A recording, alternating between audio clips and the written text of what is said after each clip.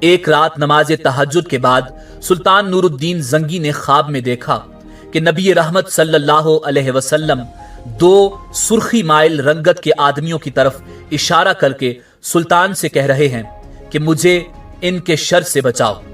سلطان کی آنکھ کھلی، سلطان نے وضو کیا اور نفل ادا کیے، اور پھر سلطان کی آنکھ لگ گئی اور آواز آئی، خواب دیکھنے کے بعد آپ یہاں کیوں بیٹھے ہیں؟ آپ فوراً مدینہ منورہ کی جانب روانہ ہو جائیں۔ اگلے روز سلطان نورالدین زنگی نے 20 مخصوص افراد اور بہت سے طائف کے ساتھ مدینہ منورہ کی طرف سفر کا آغاز کیا، اور 16ویں روز شام کے وقت وہ مدینہ منورہ پہنچ گئے۔ سلطان نے روضہ رسول صلی اللہ علیہ وسلم پر بادب حاضری دی اور مسجد نبوی صلی اللہ علیہ وسلم میں بیٹھ گئے۔ اعلان کیا کہ اہل مدینہ مسجد نبوی پہنچ جائیں، جہاں سلطان نورالدین زنگی ان میں طائف تقسیم کریں گے۔ لوگ آتے گئے اور سلطان ہر آنے والے کو باری باری تحفہ دیتے رہے۔ اس دوران وہ ہر شخص کو غور سے دیکھتے رہے، مگر وہ دو چہرے جو خواب میں نظر آئے تھے سلطان نورالدین زنگی کو نظر نہیں آئے۔ سلطان نورالدین زنگی نے حاضرین سے پوچھا کہ مدینہ منورہ کا ہر شہری مجھ سے مل چکا ہے؟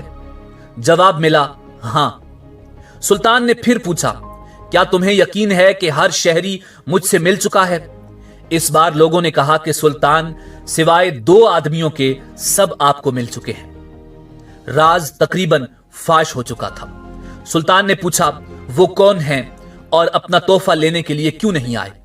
بتایا گیا کہ وہ مراکش کے صوم و صلات کے پابند 2 متقی باشندے ہیں، دن رات رسول کریم صلی اللہ علیہ وسلم پر درود و سلام بھیجتے ہیں اور ہر ہفتے مسجد قباء جاتے ہیں، فیاض اور مہمان نواز ہیں، کسی کا دیا نہیں لیتے۔ سلطان نے کہا، سبحان اللہ، اور حکم دیا کہ ان دونوں کو بھی اپنے طائف وصول کرنے کے لیے فوراً بلایا جائے۔ جب انہیں یہ خصوصی پیغام ملا تو انہوں نے کہا، الحمدللہ، ہمارے پاس اللہ کا دیا سب کچھ ہے اور ہمیں کسی تحفے طائف یا خیر خیرات کی حاجت نہیں۔ جب یہ جواب سلطان تک پہنچایا گیا تو سلطان نے حکم دیا کہ ان دونوں کو فوراً پیش کیا جائے۔ حکم کی فوری تعمیل ہوئی۔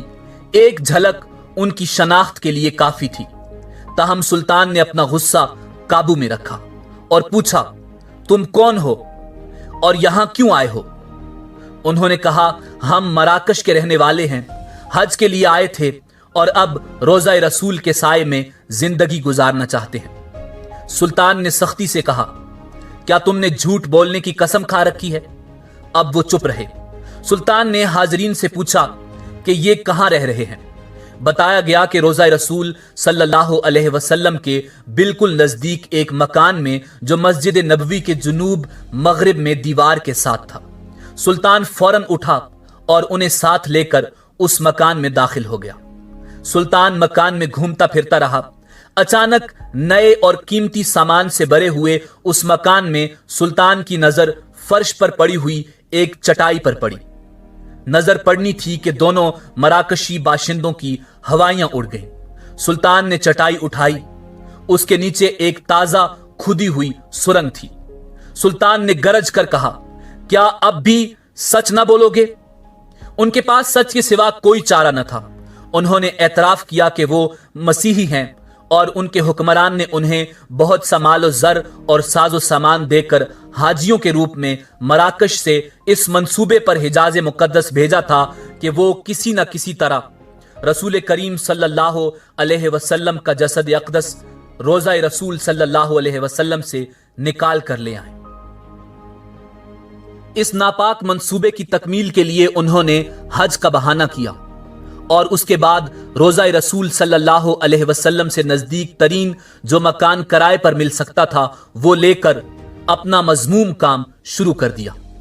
ہر رات وہ سرنگ کھودتے جس کا رخ روضہ رسول صلی اللہ علیہ وسلم کی طرف تھا، اور صبح کھدی ہوئی مٹی چمڑے کی تھیلیوں میں بھر کر جنت البقیع لے جاتے اور اسے قبروں پر بکھیر دیتے۔